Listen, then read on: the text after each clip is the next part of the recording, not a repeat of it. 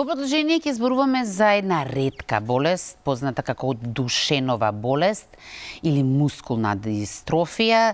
На оваа тема ќе зборуваме со нашата гостинка од Аџи Бадем Систина, доктор Ангелкова, која што е специјалист по педиатрија, а и невролог. Добро ви утро, докторке, добро ни дојдовте. Добро утро, благодарам за поканата. Поздрав до гледачите. Рековме денес ќе ги запознаеме гледачите со оваа ретка болест. За каква болест станува збор?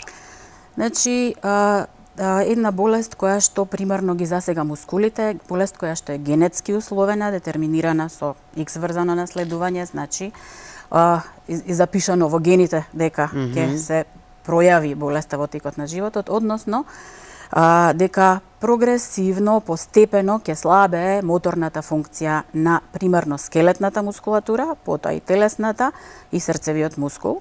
Што значи тоа? Еве во долги, да кажеме во текот на периодот на животот, значи прогресивно слабење на моторичките функции.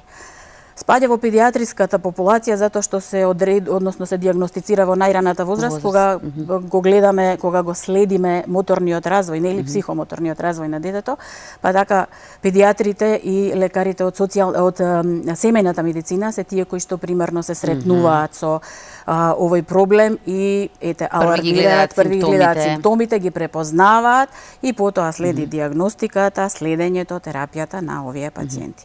Бидејќи невромускулниот систем е дел од детската неврологија, понатамошниот, да кажеме, дијагностичкиот и терапискиот пристап спаѓа во областа на детска неврологија, меѓутоа и целата педиатрија, понатаму и адултната неврологија.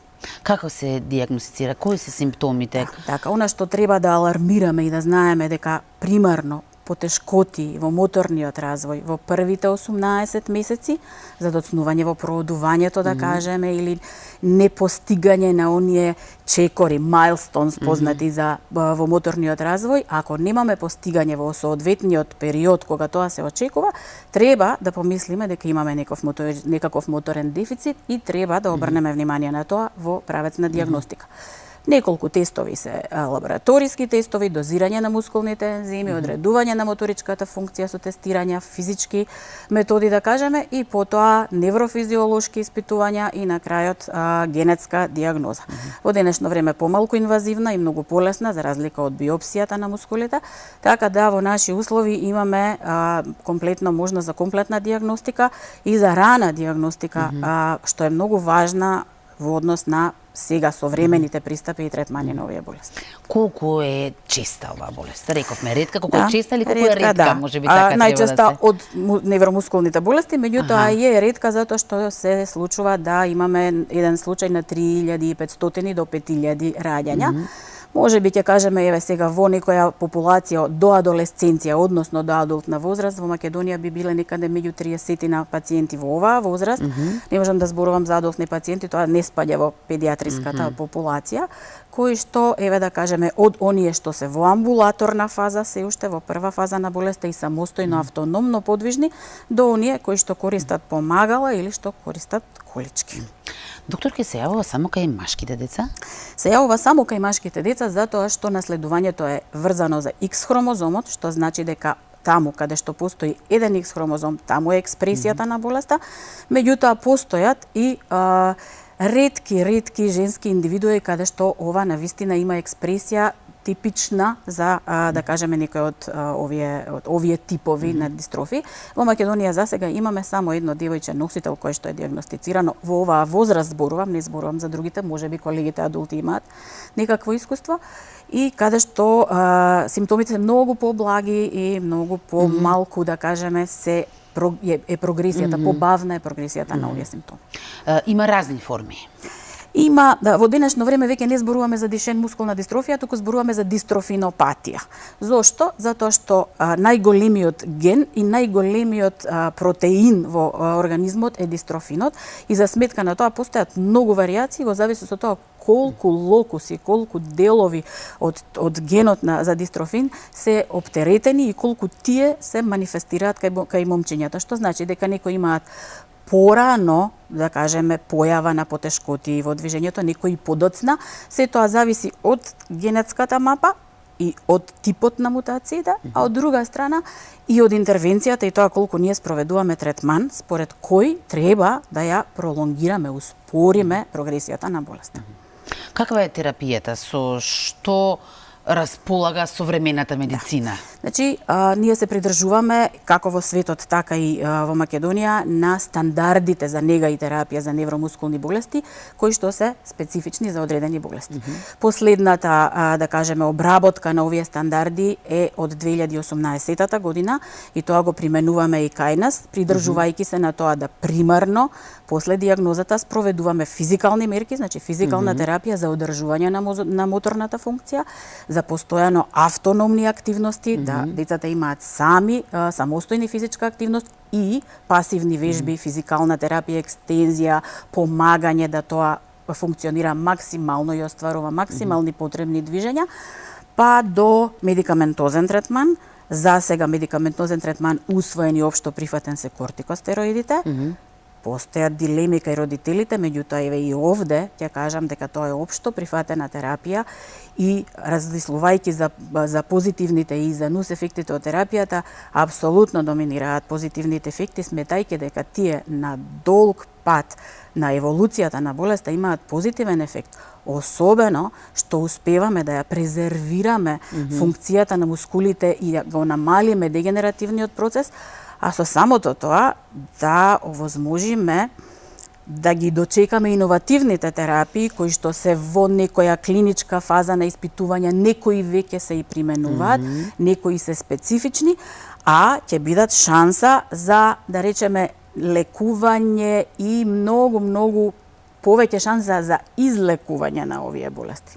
Значи сите надежи се вперени во иднината, да речеме, во новите иновативни Во последниве години во невромускулниот свет постои револуција во терапијата и тоа е навистина иновативно и многу импресивни резултати се добиваат со новите терапии, вклучувајќи ги и тоа дека веќе почнуваме да делуваме на ниво на гените и да со различни типови на вектори се внесуваат одредени делови, секвенци во гените кои што имаат мутации, на тој начин се менува нивната експресија, а со само тоа се менува природата на болеста, природниот тек на болеста, а тоа е веќе голема моќ во рацете на науката и на клиничката медицина.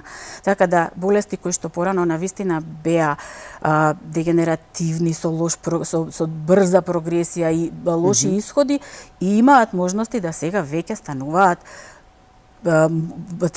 тритабилни, значи можност да имаме одредено време многу подобрување во функциите, а конечно кај некои и комплетна промена на клиничката слика на болест. Што е со матичните клетки? Колку и дали се може да бидат од помош? И тоа е поле за истражување и се прават обиди и веќе има интервенции на тоа поле, но се уште нема научни известувања и клинички студии со потврда дека имаме толкав процент во подобрување во одредени функции измерени со, да кажеме, исходи од тој третман кои што би го примениле и би рекле да, ова е терапија која што би била во толкав процент моќна да ја промени болеста. Така да за матичните клетки се уште не би биле примарно дека треба да ги примениме во текот на лекувањето на овие болести.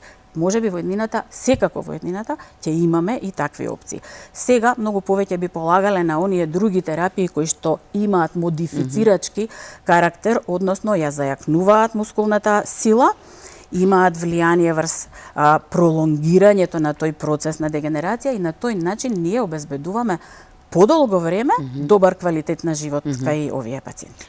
Да, и го продолжувате животот. И мобилноста, и активноста, и автономноста, и самосталноста во функционирањето, а тоа е конечно целта. Мислам дека тоа е и целта на ова што сега ќе следи наредниве денови, промоцијата на квалитетот на живот кај овие пациенти. Да, главниот повод, главната причина што сте денес овде е светскиот ден за ќе го преведеме, подигнување на свеста за оваа болест. Сушност денот е утре, но со оглед на тоа што утре имате настан, затоа сте денес овде, па ајде да видиме како ќе го одбележите овој ден.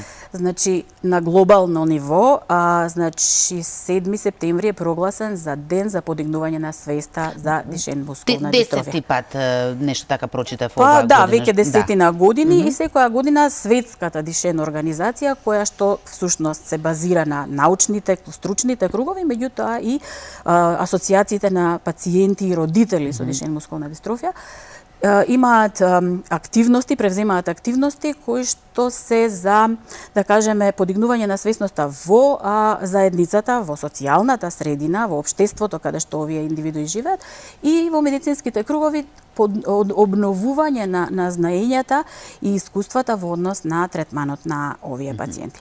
Што би значело тоа? Секоја година има одредено мото и според тоа насочување на активностите во јавноста, како тоа да го поттикнеме и како да ја подобриме нивната инклузија во општеството и нивната функционалност.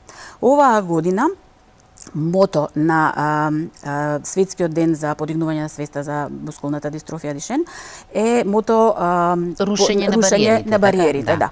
Така да рушењето на бариерите би значело во една страна рушењето на бариерите во функционалноста на дневна основа, како еден ден на еден пациент со мускулна дистрофија поминува, како се неговите вообичаени активности, колку има оптеретување во домашни услови, колку има оптеретување во училиште, веќе и на работа, колку во социјална сфера, достапност на институциите и така, а од друга страна, колку е здравствениот систем подготвен и достапен за од физичка достапност па до сите услуги на здравствениот систем кои што се достапни за овие пациенти. Ајде да ве прашам, колку не е подготвен системот? Имаме во Македонија веќе обучени тимови за невромускулни болести и тие функционираат и мислам дека почнувајќи од самите педиатри па и детските невролози и во нашата болница, на одделението на педиатрија во клиничката болница Дебадем Систина постои еден оддел за невроразвојно следење, така што невроразвојното следење започнува, да кажеме, во овој дел и дијагностиката може тука да се оствари. На клиниката за детски болести веќе долги години одделението за неврологија, каде што исто така има тим кој што е обучен и посветен на третманот на овие болести и на клиниката за неврологија. Сите останати здравствени институции исто така имаат, да кажеме, можности да, кога ќе се сретнат со овие пациенти, ги насочат правилно во областите каде што треба да одат.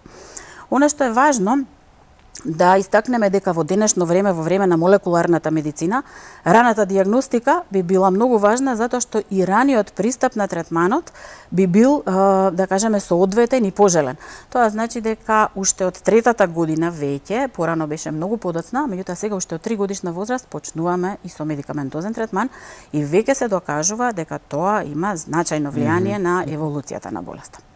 Што се однесува во однос на општествените активности, нели?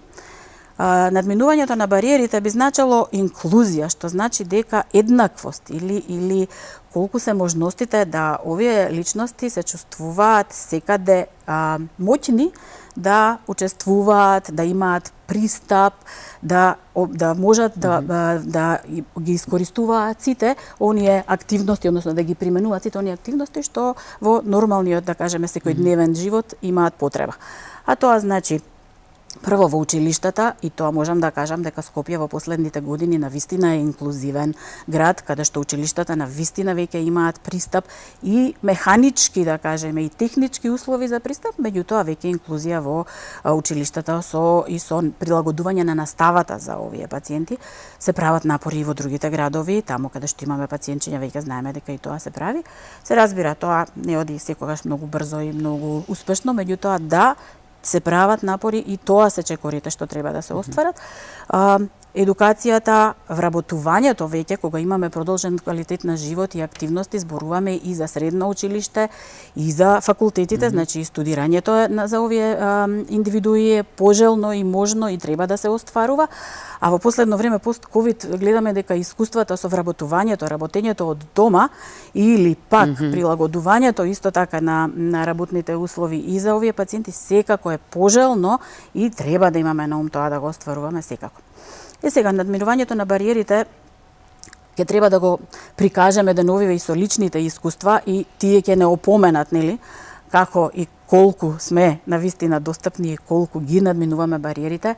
Еве неколку убави приказни од деновиве, сметајќи дека ќе ги прикажеме, нели, сите овие искуства. Деновиве разбрав дека едно момченце од Тетово, за да плива, а тоа е една од активностите кои што се пожелни при ваква болест, патува од Тетово во Куманово, бидејќи таму има базен кој што има и луѓе и стручни личности кои што можат да помогнат да се остварат овие тренинзи или физикални третмани, да кажеме, за ова момче.